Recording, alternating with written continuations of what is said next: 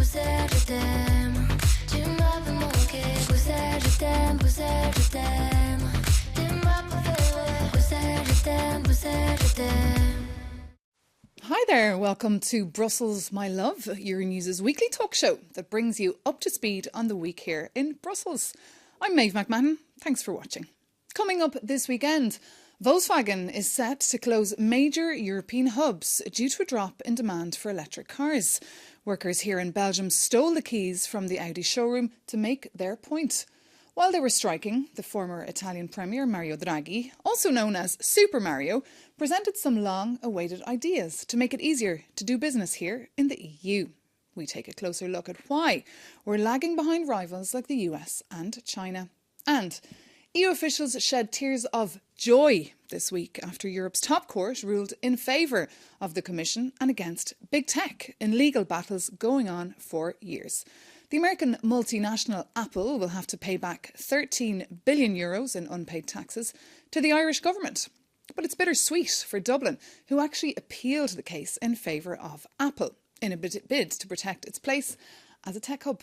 We take a look at the small print and ask who will benefit. With our panel this weekend, Dharmendra Kanani, Chief Operating Officer of Friends of Europe. Welcome. Thank you. Alva Finn, Executive Director from the European Liberal Forum. Welcome. Thanks for having me.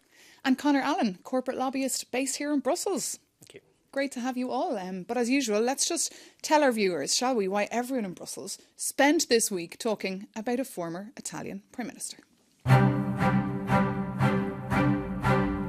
It's do this or it's a slow agony. This is the former ECB President Mario Draghi presenting his report on boosting growth in the EU. Out this week, the 400-page document took 1 year to write. The aim is to provide Ursula von der Leyen's Commission with inspiration to get the EU economy back on track. From boosting productivity to reducing dependency to maintaining the European welfare state, the 170 ideas still are a long way from being agreed and implemented. And with political will in short supply and over €750 billion needed for the EU to keep up with the US and China, there is no guarantee these fine words will ever turn into action. So let's ask our panel, have they read the report first? Alva, did you read it and was it worth the wait? I have read many chapters of it, particularly those that align with what Liberals care about. I think we actually just had the Renew Europe group. They were in Ostend during the week and they discussed it a lot. And basically their message was, Draghi report, just do it. Just do it. Just do it. Yes, because the whole town, as I said, has literally been talking about this report. And it says that if the EU economy has any chance of survival, it needs massive private and public investment and, of course, less bureaucracy. But remember, the question, of course, will any of these 170 ideas ever see the light of day? I think some of them will. I mean, it's inevitable. There's a kind of a now or die moment, either do or don't for the EU. What he's saying very clearly is that if you carry on as you are, we'll be smaller, we'll be less productive, and we'll be less powerful in the world. So there are a number of things that need to happen. And I think that in the context of the fact that she has continuity, and this by this I mean Ursula von der Leyen, she should use the opportunity of really thinking differently about her college. She should bring together a group of commissioners that hunker down on top 5 priorities. One is make sure you pool some of the funding you've got with the Commission. Most people don't know in the world that actually Horizon, which is a fund, which is an R&D fund in effect, is the largest in the world. It's the largest in the world. Pool it with the other resources and then you create the opportunity for a enterprise and innovation fund. Easily done. And this week, of course, we were supposed to find out about who the potential faces of the new Commission would be, but we'll have to wait till next week in Strasbourg. But it could be quite high level, like former ministers, MEPs, etc. But stay tuned for that next week. And let's get the view from Conor Allen, who was very active this week on X, complaining that the press here that we were too nice to Mario Draghi, taking his words as gospel. Why were you so unimpressed with the Draghi report? How would you have written it differently? Well, I mean, you were too nice on Draghi. I've seen barely any criticism of the report. There's far too much government in this economy, okay? And he's done very well in identifying the problems, but he diagnoses this medicine. But the medicine is more of the same. It's more spending, more government involvement in the economy. In fact, what we need to do is massively deregulate everything, okay? And how would that achieve the kind of changes we need in the social welfare net, the fact that people are less socially mobile than they've ever been in the past 50 years. You're saying government move away because leave it to the market. And what we've seen is in the past 50 years, the market doesn't solve the problems. What would have happened if the government had deregulated during COVID? What would happen if the energy situation that we now encounter because of the EU's wrong decision to depend on Russia, what would happen then? You need government to have a balance between That's the thing. The question is, do you protection. trust the market? Well, do you trust the government? Because you just mentioned it right there. The government has made wrong choice. The only sensible thing to do is put power in the hands of businesses and organisations who are responsive to the people, who are responsive to that's the Brian Google and Alpha Apple, Finns. right? Hang on, yeah. Google for and example, Apple? the CHIPS Act, right? That is an example of regulation where we were investing in a key competitive industry that we really needed. For example, if you look at some of the part, I'm not a fan of moaning. You know, our whole motto at the European Liberal Forum is own the future. So I felt it was actually a good diagnostic in some areas. For example, quantum computing.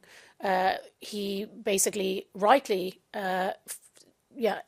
honed in on an industry where we really have a competitive edge. And we should take this moment now. We've been actually calling for a quantum act, not to completely regulate, but also to invest in an area where we have a competitive edge. Let's get in there now and make sure that we are a leader in quantum computing, and that will help us also with AI. For example, the Renew Europe group are now asking for an open AI strategy. These kind of things, that's what's going to make the difference, not complete deregulation, I think. There is nothing scarier to businesses when the government, when especially the EU, looks at an industry and says, yeah, we're going to help the industry. Okay, think of everything. Think of the tech sector. Where is the European semiconductor industry right now? What about the car industry? Everything is declining and everything is going wrong, and the economy is crashing. Why? It's because wrong decisions. I think I agree with. Yeah, I think we agree with each other because, for example, on the automotive industry now you see, okay, maybe we were too gung-ho with the idea of getting rid of the combustion engine so early. So we are also saying tech neutrality. I think that's a key thing that's come out. Maybe we should be looking at biofuels. Maybe we shouldn't have made those decisions on one type of technology so early. So I agree with you there. But there is a way of doing regulation, I think, that is pro-industry and also keeping investment on the agenda as well. And that's what he's really done here. And this is a real flavour of the debates that have been had, because, of course, this week in Brussels, there was a lot of rentrée receptions as well. Lots of lobbyists meeting to reflect on this report. And there was a feeling that this could bring about some sort of change, but some weren't impressed with it either. Like the German EPP MEP Axel Voss is saying that this report, the 400 pages of it, really just states the obvious that we're lagging behind because, in his opinion, instead of making it easy to access capital, the EU has created a fragmented single market and inconsistent regulations, and this is not news. Does he have a point, Dharmendra? I mean, the companies, the message from business is they are stifled with regulation and that the EU has this obsession with legislation. There's an issue here about communication, right? The Commission is the worst advertiser of its own impact. Like I said, the R&D fund, Horizon, largest in the world, no one knows about it. The issue here is that, and that's why I said I started my opening comments, that she needs to work differently with her college. People are regulating by silo. And the problem is that you've got stuff happening in climate, in tech, elsewhere, and no one's bringing that together. It's her job to make sure that she brings the private sector inside and says, this is my agenda, this is what I need to do. It's absolutely the case that there's overregulation. People talk about the single market. There are those who sort of crafted it thinking, oh, we're there. We're not. Every company will tell you, and that's where I'm with you, but I don't like your free marketeer politics, I have to say, because I think that's out of date, that companies have to recreate themselves in 20 markets if they're operating in 20 markets. That's not a single market. So what he's saying is, commissioners, member states, get your act together, because the issue that the Commission can't solve is the dilemma that member states, me first, we later. And that's the issue. So where you've got Germany saying what it's saying, France was doing what it's doing, but ultimately what you need is an integrated marketplace. And what he's saying is move that quickly. It is possible. That's where I'm with you on that, but I'm not with you in terms of your discussion that what we do need, we cannot continue operating a market and a capital approach that we have in the past 30 years. I'm afraid it hasn't worked. And we've got greater inequality in the system. And actually, at the moment, when you think about the challenges of digital and climate change, there's an opportunity for the private sector and government to work together differently. And that's what she should do. And will we see, though, governments working together, trusting each other? I mean, very unlikely. Another thing as well is the money. Where are we going to get this money? This 750 billion euros that Draghi's proposing. He didn't quite say where this massive cash injection should come from, but he's also proposing joint debt, Ava, which is a pretty sensitive topic. Yes, particularly among Liberals. It's completely divided. But what I would say is I was on the high-level expert group on the future of cohesion policy last year. And one of the things that we said was everything needs to be completely reoriented. Of course, we need to still do some of the things we were doing with cohesion policy, but a lot of it could be better used to create value chains, to upscale our digital infrastructure, for example, so that we can make Europe more competitive, better transport, also sustainable transport. So we really haven't, I think, harnessed, and that's a huge amount of our budget, cohesion policy. So that's one of the things that we really suggested, completely reoriented, and link it to what you are saying is the biggest research budget in the world, so that we can bring things to market quickly. As a forum, one of the things that I'd love you to do is to actually point and challenge and say, can we get a good accountant in the Commission who looks at the fact that you've got the R&D funding? Look at what's out currently. You should know this. All of us should know this. The Resilience and Recovery Fund, billions of euros. Most governments haven't used 50% of it. So we had this conversation, and that's why I say that there's lack of challenge in the system, in that he says you need 750 billion to put in. We know at the moment there's probably about 250 billion of that sitting in the Resilience and Recovery Fund that hasn't been spent in the 27, hasn't been tapped into. And there's such a traffic jam, isn't there, as well, of money actually getting to where it should be. So what she should do, as I'm saying, this war room mentality, bring people together and say, OK, here's the challenge, but don't leave the private sector out of the room. Keep them inside. Keep them in. So you and on that point of the private sector and SMEs, we actually caught up with Ben Butters. He's the CEO of Eurochambre to see what he thought of that report. Take a look. In many ways, we were quite happy with the Draghi report. It covered a lot of the key topics for chambers of commerce and industry.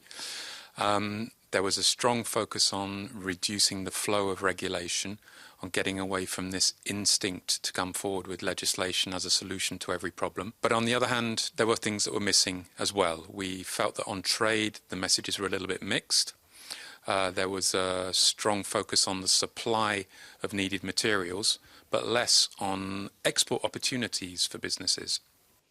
Ben Butters there, he's the CEO of Eurochambre. Would you agree what he's saying there? Absolutely. Trade is the key issue, and what we've seen over the last 10 years is a complete erosion of free trade. We're no longer in a free trading system, we're in a protectionist system, and what we see is the Commission using regulation after regulation after regulation to stop third country businesses, third country investment entering the European market.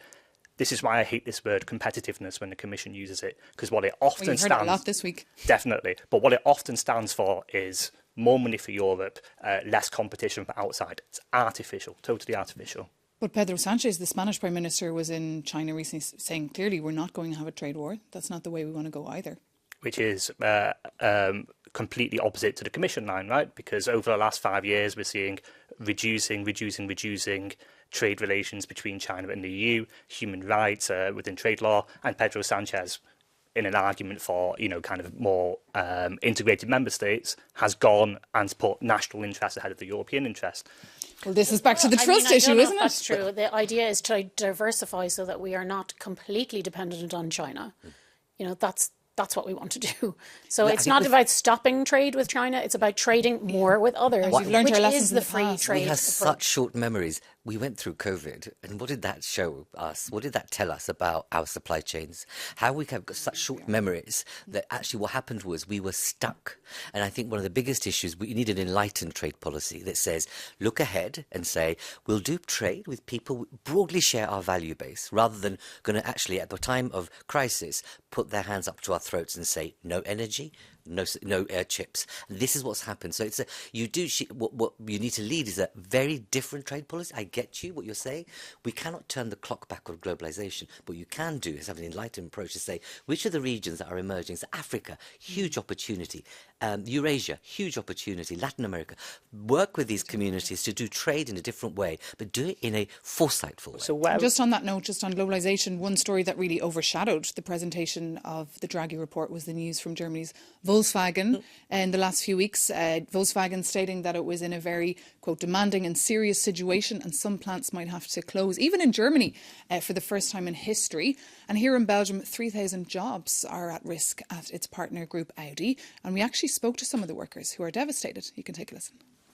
I'm angry at everything that's happening. Angry at the decision to close the site. If only there were alternatives to keep the site. But we don't believe in that. We don't believe in that. Now they've pulled the carpet out from under us by clearly announcing that there will be no successor model to the Q8. So it gets worse and worse. But despite everything, I will say that they are making profits. They are far from making a loss. Factory workers there, and some were told not even to come back to work after summer, and they're planning a major industrial action here in Brussels this Monday. Staffers as well will join them from Germany. What's happening here is the largest car company in the EU is no longer competitive. So it really does feel like this slow agony that Mario Draghi alluded to. Absolutely. And I mean, it's not just the factories that are closing. There was a Bloomberg report this week that showed a third of all automotive factories in the EU are at 50% capacity or less. Why is this? It's because there's too much government in the economy. We had Commission bureaucrats trying to choose the correct technology. So should the Commission start thinking more like it's a business and Ursula von der Leyen, its CEO? Possibly not. What I would say is the Commission needs to take a step back. You're saying there's too much government? No, I think, we just had a handbook developed, including with industry partners, academics, NGOs, and this whole idea of tech neutrality. There is a way of being tech neutral and in continuing to have a policy that is competitive and sustainable, right? We've a bit shot ourselves in the foot with the over-reliance on one way forward. As I said, like biofuels, things like that, that rely on technology that we already have in Europe, that actually probably would have been a bit, and in the midterm we will have to do that anyway, it's clear from the Draghi report, to save our automobile industries. And anyway, for larger transportation vehicles, they in the long term will be electrified, but not in the short term. And that's just become evident now. Industrialists and economists and the governments in Europe have known this is around the corner. This is not a one-day thing. I mean, Volkswagen has been looking at its record. It's a case of how much profit they're prepared to accept or not. Okay, let's make a decision on how much loss they want and how much profit they want. The other point is politicians in Germany have known and have a relationship with Volkswagen, have known that this transition to electrics is going to be important and is necessary. So I disagree with you. What government should have said is, we'll incentivize you, we'll subsidize you to a certain level, make sure you don't lose jobs, and we'll give you the opportunities to transform your model. What they haven't done is create the right conditions for an electric car revolution in Europe. What we've done is we sat back, let Tesla come in, people can't afford cars. Suddenly governments are saying, you can't bring your old car into the city, and governments should be thinking differently. Actually, you cannot do that. We need an overall approach to transition towards a renewable future. Government can do that with the private sector, not left alone. What this approach does is it makes profits dependent on government subsidy and not on the market demand, like and not on consumers. Chinese have done. Basically, they were able to come in and flood the market with very cheap EVs.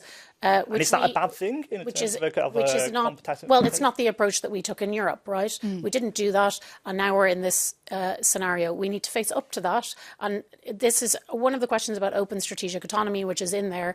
Is okay. Where do we decide it's already too far, and we will have to rely on them? But for the automotive industry, that would be an absolute disaster for the Green Deal. We do not have time for what those poor men are talking about that you've just presented. That will cause green fatigue. We need to tell those workers that your job is safe. And just you mentioned Tesla. Well, actually, Elon Musk was tweeting this week as well, or Xing, about the report, saying that it's pretty accurate, Mario Draghi's report. It's a thorough review of EU regulations, that they need to be eliminated, he said, and that we need to streamline activity in Europe to revitalise growth and strengthen competitiveness. Things should be default legal, he thought, rather than default illegal. Absolutely. Well, he's consistently right. The problem with the EU is, and you can look at the digital sector, they look at something and they think, why haven't we regulated this? We need to regulate now. We need to get in there first. We need to act now. But it's ridiculous, let the market play out. If there are any problems, okay, let's come in regulation. Okay. Well, on that point, this brings this conversation to a close. For more on Mario Draghi, aka Super Mario, he will be in Strasbourg next Tuesday speaking to MEPs, so do keep an eye on that. But for now, stay with us on Euronews.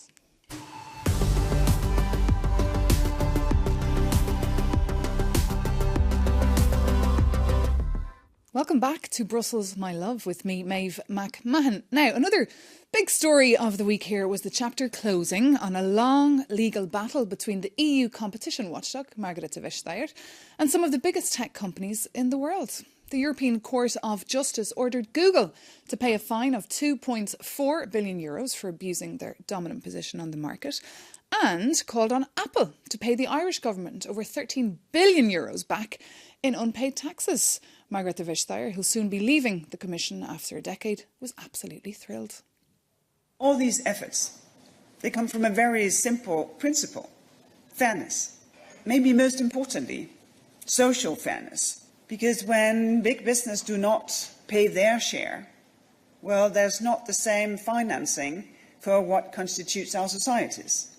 The educational system, the health system, our infrastructure. This is necessary for our lives, but also to do business. And this is what creates prosperity for all of us. Margrethe Vestager, their outgoing EU Commissioner. Now, the Irish government didn't even want the money, Alva. This is just a few weeks before the big budget debate. They put out a statement as well saying that they do not give preferential tax treatment to any companies. I mean, this is explosive in Ireland. Yes, I mean, they won't be happy because Ireland is benefiting massively from having multinationals, so they've fought it tooth and nail.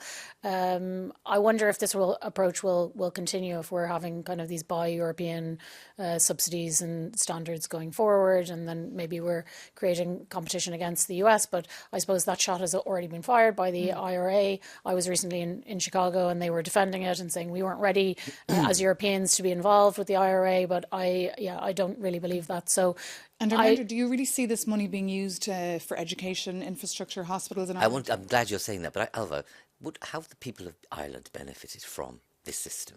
When you think about unemployment, housing, the fact that young people can't get jobs and get into the housing market.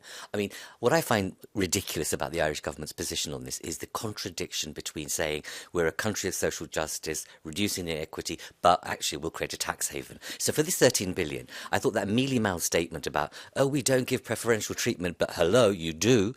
And the fact that it's because you're a member of the EU, you're getting a 13 billion windfall. So I would urge the Irish government to create a community windfall of that 13 billion. It'll go a long way for jobs, potentially, enterprises, for young people, and do something socially good with that. And that's the message as well. The NGO Oxfam has been communicating. They've been working on tax justice for years, but they feel that this outcome is just the start of a longer battle. Take a listen.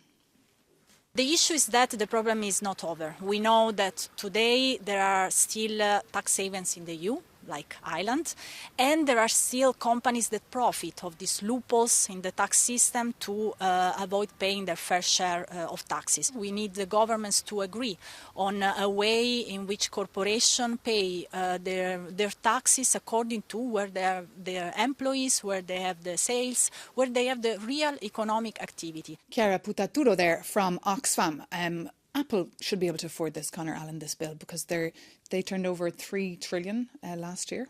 It's not a question of if they can afford it, it's a question of fairness. And I have 2 points to make here. The first is, why are we always talking about Miss Vestager?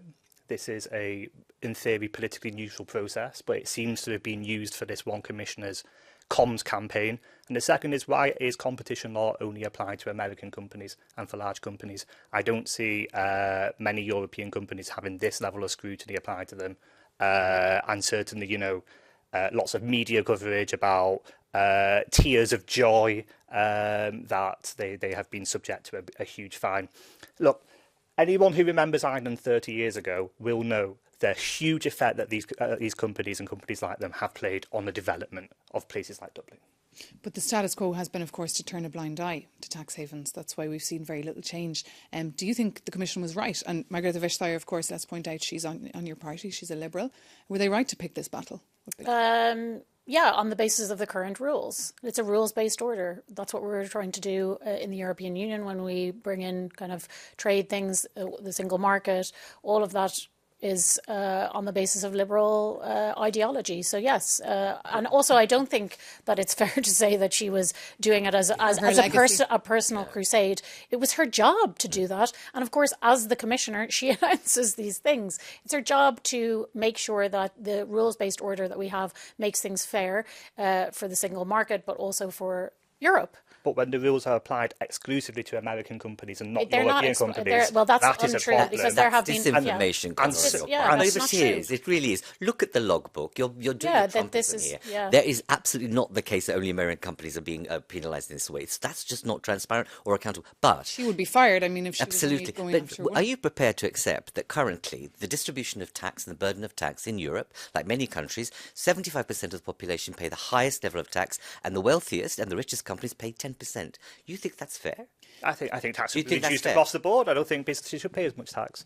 Because employees, we have to pay tax where we work. Exactly. And unfortunately, we work in Belgium, Yes. which is one of the most taxed countries in the EU. And how many companies come to Belgium? Very few. When you have to pay double the cost of an employee in social security. But I don't think this is the issue. The issue is that companies should not be evading tax in the way that you have the wealthiest creating offshore accounts. It's not the future. And but listen, most companies, especially the big companies, the tech companies, have had a higher profit in the past 2 years than the past 10. So when you figure, when you may have said there's multiple trillions of profit just in 1 year, is it acceptable that they do not pay the same tax burden and responsibility as 75% of the population in which they operate, who consume their services, and on top of that pay tax on the services they provide? It's just an unfair system. And she's right. This is about social fairness and redistribution. And what we've been arguing for is you don't have to penalise everybody, but find a more creative solution that those who earn and get most return put some money back into the system. It's the only way forward. And Apple's earnings last year were greater than France's GDP as well, according to statistics. Yeah, but you is this also a have big... to remember that Ireland actually caved on some of the things around global corporate tax. That and is happened true. after this.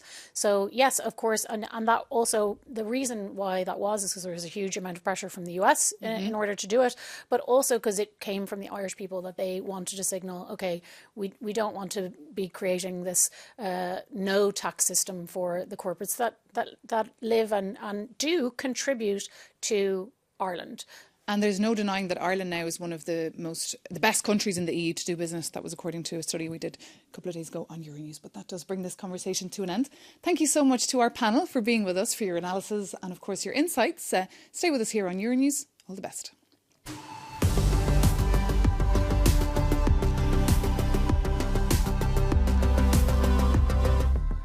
Welcome back to Brussels, my love. I'm Maeve McMahon, and along with Darmendra Kanani, Alva Finn and Conor Allen, we're having a chat about the stories of the week. And of course, even though it happens across the pond, many here were glued to the first TV debate between the former US President, Donald Trump, and the Vice President, Kamala Harris. The final highlight, perhaps, in the US election campaign.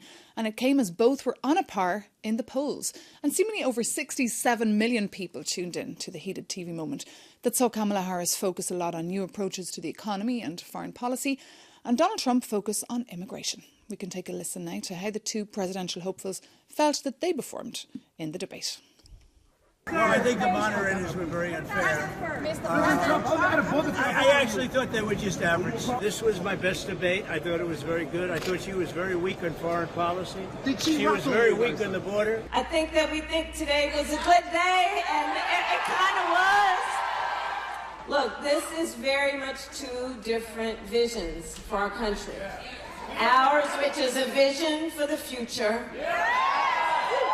and his, which is about the past and taking us backward. And as I said on the debate stage, we are not going back.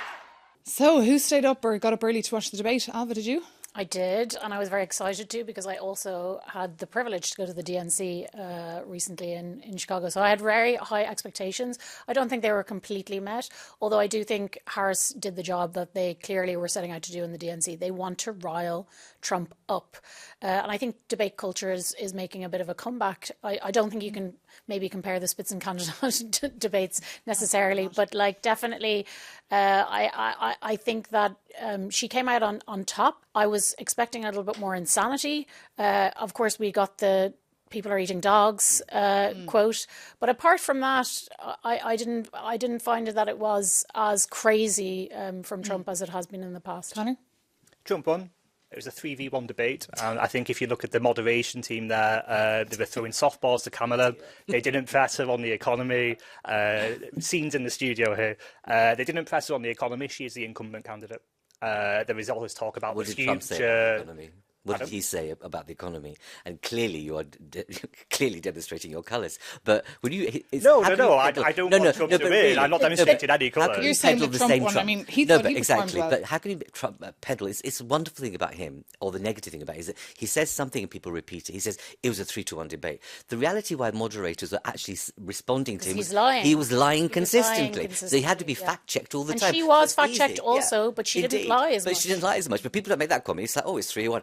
Here you are repeating it. And Alva, you have to accept this, is that there was a global sigh of relief that, hallelujah, she got through. She made it. No one has said anything about the fact that she looked fabulous. She acted wonderfully, But charismatically. everyone wanted to hear as well her Absolutely. content. But you don't get that content. Why suddenly do we want content when all this time with Trump, with no content, but all of the media, everyone said they spin the line. But Conor, no, You this said is that I ultimately- revealed my colours. Yeah. You've also revealed your colours, and you're Yes. quite clearly a Kamala Harris fanboy, No, right? I want a But world that's fine. full of safety, peace, and social justice. And for you, that Trump means won't do Kamala that. Harris is Kamala not won't. Trump, so Kamala you're will achieve it. biased. I'm not. I'm going by what Trump has said. He says a number of things about the fact that immigrants eat cats and dogs. Are you with that? Conor? That lie? Are you with that lie? The Anti-democracy. Yeah. Well, that's a great point. I mean, he right? continued to lie that he lost the election. The Indeed. big lie Conor, continued. final word with you. If you believe that Trump is anti-democratic, then wouldn't we like to have seen the moderation two hold him versions to of- there are account two versions and of America ask being him the presented. question? No, They asked there are him two so many versions questions of America about being that. They presented. should have asked. About Simple as January that. 6th. They should have Which asked version him. And perhaps They should two have versions pressed as him. well here of Yes. the opinion. We have to conclude this conversation, but thank you Unfortunately. so much. Of course, it's just a few weeks left to go till those elections. We'll be keeping a very close eye on the rest of the campaign and keeping you up to date here on Euronews. But thank you so much to our very lively panel this weekend, Armendra Kanani from Friends of Europe, Alva Finn from the European Liberal Forum, and of course Conor Allen, a lobbyist based here in Brussels. If you've any topic that you'd like us to jump into, please reach out. Our email address is brusselsmylove@euronews.com. You can also drop us a direct message on social media. Thank you so much for tuning in. See you soon.